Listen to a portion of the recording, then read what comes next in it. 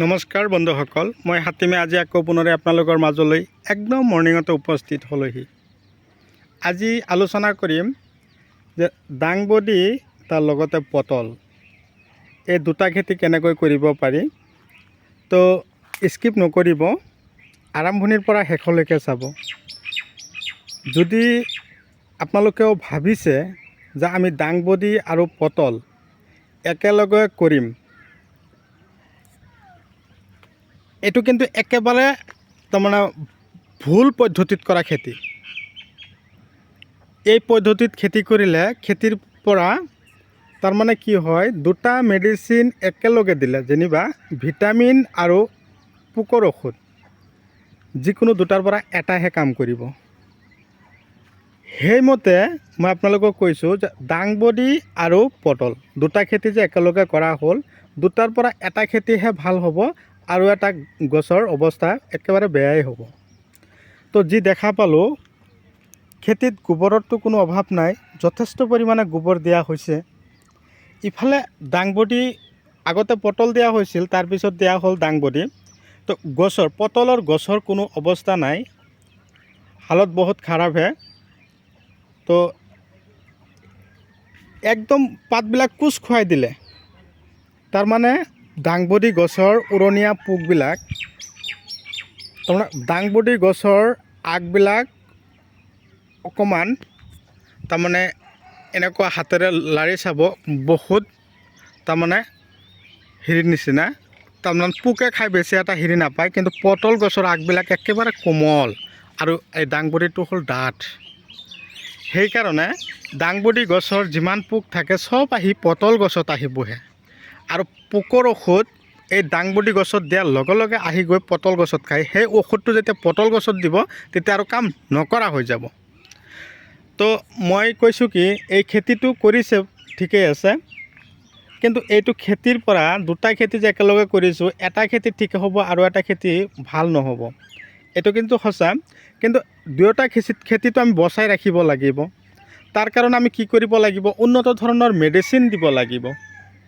আজিকালি ধৰক উন্নত ধৰণৰ মেডিচিন যদি আমি খেতিত দিব নোৱাৰোঁ, তেনেহ'লে কিন্তু খেতিৰ অৱস্থা বেয়াৰ ফালে গতি কৰিবই কৰিব। সেইকাৰণে মই কৈছোঁ কি, আপোনালোকে খেতি কৰক, কিন্তু এটা খেতি একেলগে কৰক, কিন্তু দুটা খেতি একেলগে নকৰিব নহয়। এটা খেতিয়ে কৰক। যেনিবা পটল খেতি কৰিছে, পটলেই কৰক, ইয়াৰ ভিতৰত আৰু কোনো দিয়াৰ দৰকাৰ নাই। যেনিবা পটল খেতিৰ লগত আপোনালোকে জলকীয়া দিব পাৰিব, জলকীয়াটো চাঙত নুঠে নহয়। দুটা চাঙত উঠোৱা গছ যদি একেলগে দিয়ে, তাৰমানে দুটা গৈ একেলগে গৈ লাষ্টত গৈ ঝামেলা সৃষ্টি কৰে আৰু ফলন একেবাৰে কম হ'ব। কিন্তু সেইবুলি যে দাংবডি গছত ফলন কম হ'ব সেয়া নহয়, তাৰ কাৰণ খাদ্যৰ অভাৱ নাই নহয়, গোবৰ যথেষ্ট পৰিমাণে দিয়া হৈছে। তো মেডিচিন কেইটাৰ নাম কৈছোঁ, আপোনালোকক কৈ দিছোঁ, আপোনালোকে ধুনীয়াকৈ টুকাই ৰাখিব। আৰু যদি এতিয়াও আপোনালোকে মোৰ পেজত নতুন ভিউৱাৰ্ছ হিচাপে আছে, তেনেহ'লে আপোনালোকে মোৰ পেজটো ফ'ল' কৰি ৰাখিব। আৰু যদি এতিয়াও মোৰ চেনেলৰ নতুন ভিউৱাৰ্ছ হিচাপে আছে, তেনেহ'লে মোৰ চেনেলটো ছাবস্ক্ৰাইব কৰি দিব আৰু কাষত থকা বেল ঘণ্টিটো লাহেকৈ বজাই দিব। তো কথা হ'ল, পটল যিটো গছ দেখুৱাই আছোঁ, এই গছবিলাক পটলৰ এই বছৰৰ নহয়, যোৱা বছৰৰ। সেইবুলি কি হ'ব লাগিছিল, চাঙৰ ওপৰত পূৰা দৌৰিব লাগিছিল, কিন্তু দৌৰিব পৰা নাই। গোবৰৰ অভাৱ নহয়, গোবৰ গছৰ গুৰিত চাওক কি অৱস্থা কৰি দিয়া হৈছে। তাৰমানে এই দাংবডি গছে কি কৰিছে, বাধা দি আছে। কিহৰ? বায়ু, যিটো বতাহ আহিব দিব পৰা নাই। পটল খেতি কৰিবলৈ হ'লে পটল খেতি আহল বহল ঠাইত কৰিব লাগে, যাতে বতাহ ধুনীয়াকৈ বব পাৰে আৰু গছত ধুনীয়াকৈ বতাহ লাগিব পাৰে। তেতিয়াহ'লে গছৰ আহল বহল হ'ব আৰু গছে বৃদ্ধি পাব।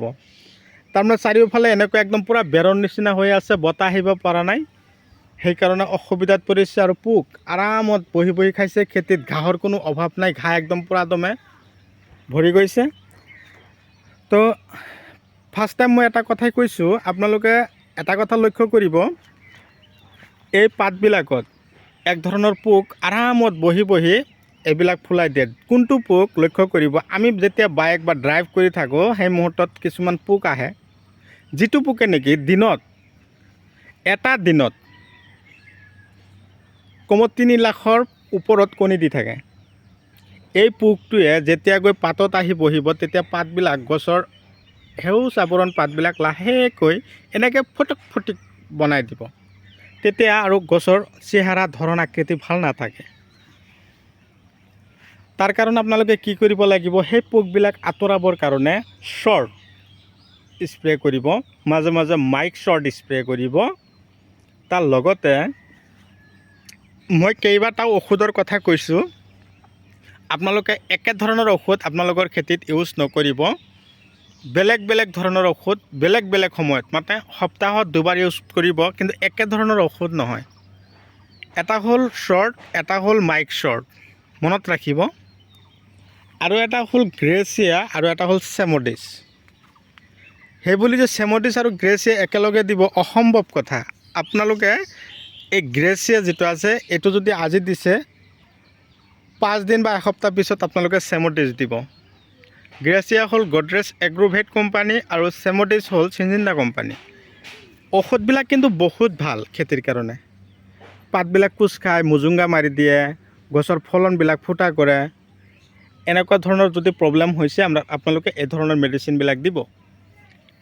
তাৰ উপৰিও ধমাছ কোম্পানীৰ ঔষধ আজিকালি ভাল, যিটো এই বৰলৈ যে আমাৰ পটলবিলাক ফুটা কৰে, পটলৰ গছবিলাক ফুটা কৰে, আধাখিনি গছ জীয়াই থাকে, আধাখিনি মৰি যায়। তেনেকুৱা সমস্যা যদি আপোনালোকে ভুগিছে তেনেহ'লে আপোনালোকে দাহাত ডাষ্টাৰ দিব পাৰিব। দাহাতৰ কাম হ'ল যেনেকুৱা ধৰণৰ বৰল আছে চব খেদিব, উৰণীয়া পোকো খেদিব। তাৰ লগতে ডাষ্টাৰৰ কাম হ'ল এই মই অলপ আগতে কৈ যোৱা কথাখিনি যে কিছুমান পোকে আহি দিনত কমত 3 লাখ কণী দিয়ে, সেই পোকবিলাক এই পাতত বহি থাকিব, যিটো পোক আমি চকুৰে দেখা নাপাওঁ, ইমান সৰু এই পোকবিলাক এই পাতবিলাক যে ফুলাই দিয়ে, তাৰ কাৰণে দাহাত আৰু ডাষ্টাৰ মিলাই দিব।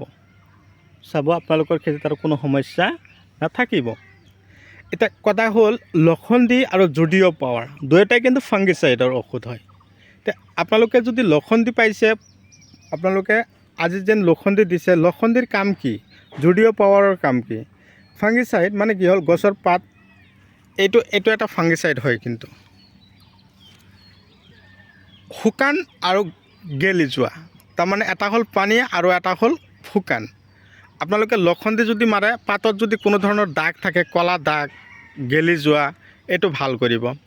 জুডিঅ' পাৱাৰৰ কাম হ'ল কি, এই তাৰমানে গছৰ এই মেইন গছটো ক'লা ক'লা হৈ যায়, তেতিয়া সেই জুডিঅ' পাৱাৰ স্প্ৰে কৰিব। আপোনালোকৰ আৰু কোনো সমস্যাই নাথাকিব। ভিডিঅ' চাই কেনে পালে কমেণ্ট কৰিব। আৰু ভিটামিনৰ ক্ষেত্ৰত কোনবিলাক দিব মই কৈছোঁ, ইমেজ ভিটামিন বহুত ভাল, জুডিঅ' পাৱাৰ, তাৰপিছত আছে পিকআপ, চাই পাৱাৰ প্লাছ। এইকেইটা ভিটামিনৰ ভিতৰত যিকোনো এটা লৈ আপোনালোকৰ খেতিত দিব। আপোনালোকৰ খেতিত কোনো সমস্যা নাথাকিব, ফলনবিলাক সুস্থ থাকিব, চিকচিকীয়া হ'ব, দেখাত ভাল হ'ব। তো আজিলৈ এইখিনিতে সমাপ্ত মাৰিছোঁ। পৰৱৰ্তী ভিডিঅ'ত পুনৰাই লগ পাম। পৰৱৰ্তী ভিডিঅ'ত আপোনালোকৰ লগত কি সাৰ খেতিত দিব লাগে সেইটোৰ ওপৰত আলোচনা কৰিম। ঠিক আছে, বাই বাই।